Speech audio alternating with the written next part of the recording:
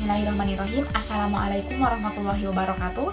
Perkenalkan, saya Siti Nur Hasanah dengan NIM 12120303163, mahasiswi Pendidikan Bahasa Arab kelas E, Fakultas Tarbiyah dan Keguruan UIN Sunan Gunung Jati, Bandung. Video ini dibuat untuk memenuhi tugas ujian akhir semester pada mata kuliah Pendidikan Kewarganegaraan dengan dosen pengampu Bapak Dr. Haji Toto Mustafa dan Bapak Haji Yudi Irfan Daniel SOS MAG. Untuk itu mari kita simak videonya. Untuk soal pertama, bila kita berbicara tentang hak asasi manusia di Indonesia, maka akan berkaitan dengan nilai-nilai yang terkandung dalam budaya bangsa dan agama Islam. Terkadang bisa dikatakan sejalan atau selaras, namun bisa juga bertentangan. Baik, pertanyaannya, di mana letak keselarasan dan pertentangan antara hak asasi manusia dengan agama? Dan coba jelaskan secara singkat dan berikan contohnya. Baik, jawaban untuk pertanyaan ini kita buat menjadi dua. Yang pertama, antara HAM dan Islam yang selaras. Yang kedua, antara HAM dan Islam yang bertentangan. Yang pertama, keselarasan antara hak asasi manusia dengan Islam terbukti bahwa Al-Quran dan As-Sunnah sebagai sumber hukum pertama dalam Islam memberikan penghargaan yang tinggi terhadap hak asasi manusia. Al-Quran sebagai sumber hukum pertama bagi umat Islam telah meletakkan dasar-dasar hak asasi manusia serta kebenaran dan keadilan jauh sebelum timbul pemikiran mengenai hak asasi manusia tersebut pada masyarakat luas, seperti salah satu ayat Al-Quran yang menyatakan bahwa yang paling mulia di sisi Allah adalah orang yang paling bertakwa. Inna akramakum indallahi atqakum. Innallaha alimun khabir.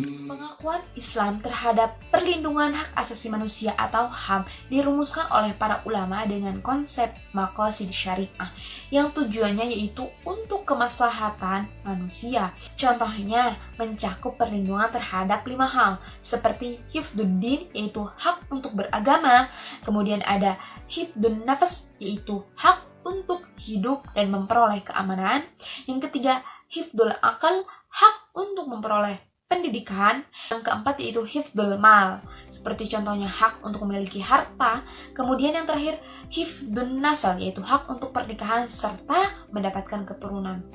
Adapun hal-hal yang bertentangan antara Islam dengan hak asasi manusia, yaitu hal-hal yang bertentangan di mana suatu keadaan dinilai tidak kompatibel antara ajaran Islam dan prinsip HAM, seperti contohnya pernyataan persamaan manusia terkait dengan batas-batas kebebasan dan ketidaksamaan antara muslim dan non-muslim serta antara pria dan wanita. Soal nomor 2. Demokrasi menurut Montesquieu diartikan sebagai kekuasaan negara yang dijalankan oleh 3 lembaga, yaitu legislatif, eksekutif, yudikatif. Masing-masing institusi tersebut harus berdiri secara independen tanpa dipengaruhi institusi lain, sehingga tidak mengganggu kinerjanya. Pertanyaannya, jelaskan bagaimana relasi di antara 3 lembaga yaitu legislatif, eksekutif, dan yudikatif dalam mencapai tujuan nasional. Jawabannya, hubungan lembaga legislatif, eksekutif, dan yudikatif di negara memiliki hubungan yang sederajat dan sangat erat, berpengaruh satu dengan yang lainnya. Sebagai lembaga eksekutif, mereka menjalankan undang-undang yang telah dibuat oleh legislatif. Pelaksanaan undang-undang diawasi oleh legislatif dan lembaga yudikatif yang mengontrol dari legislatif yang membuat undang-undang karena cenderung kekuasaan partai sehingga harus ada yang mengontrol yaitu lembaga yudikatif. DPR sebagai lembaga legislatif berkewenangan membuat undang-undang dan mengontrol pemerintahan, dan fungsi tersebut maka antara pihak legislatif dan eksekutif harus melakukan kerjasama, terlebih di Indonesia yang memegang prinsip pembagian kekuasaan sehingga bisa mencapai tujuan nasional. Soal nomor 3. Menurut Dawam Raharjo, konsep masyarakat madani mengandung 3 hal, yaitu agama sebagai sumbernya, peradaban sebagai prosesnya, dan masyarakat kota sebagai hasilnya.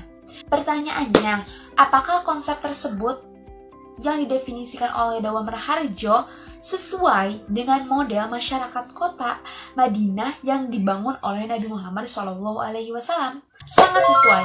Konsep masyarakat madani yang diutarakan oleh Dawam Raharjo sudah sesuai dengan model masyarakat Madinah yang dibangun oleh Rasulullah Muhammad SAW, di mana beliau menempatkan proses penciptaan peradaban yang mengacu kepada nilai-nilai kebijakan bersama, di mana proses penciptaan peradaban yang mengacu kepada nilai-nilai kebijakan bersama. Hal ini menjadi dasar utama persatuan dan integrasi sosial, kemudian didasarkan pada suatu pedoman hidup dan menghindarkan diri dari konflik dan permusuhan yang menyebabkan perpecahan dan hidup dalam suatu persaudaraan. Hal ini sangat sesuai dengan model masyarakat Madinah yang dibangun oleh Rasulullah SAW sebagai role model kita. Wah, sangat keren sekali. Soal nomor 4. Radikalisme yang terjadi di Indonesia harus diposisikan sebagai persoalan yang serius, yang perlu segera ditangani karena bertentangan dengan prinsip-prinsip demokrasi dan nilai-nilai yang terkandung dalam Pancasila, sehingga mengancam keutuhan NKRI. Baik, pertanyaannya, bagaimana upaya efektif mitigasi radikalisme bagi para pemuda? Upaya efektif mitigasi radikalisme kepada para pemuda yakni dengan menanamkan jiwa nasionalisme dan kecintaan terhadap negara Republik Indonesia. Kemudian memperkaya wawasan keagamaan yang moderat, terbuka, dan toleran.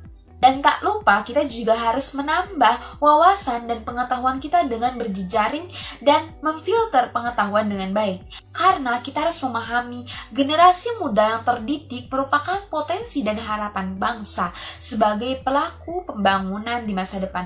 Oleh karena itu, perlu diarahkan dan dibina menjadi generasi muda yang menguasai ilmu pengetahuan dan teknologi, akan tapi juga mempunyai kepribadian dan jiwa nasionalisme yang menjunjung tinggi persatuan dan kesatuan bangsa dan negara. Baik, berikut tadi merupakan ulasan dari jawaban terkait soal yang sudah disediakan. Untuk itu saya mohon maaf apabila masih terdapat kesalahan dan banyak kekurangan. Saya pamit undur diri. Wassalamualaikum warahmatullahi wabarakatuh.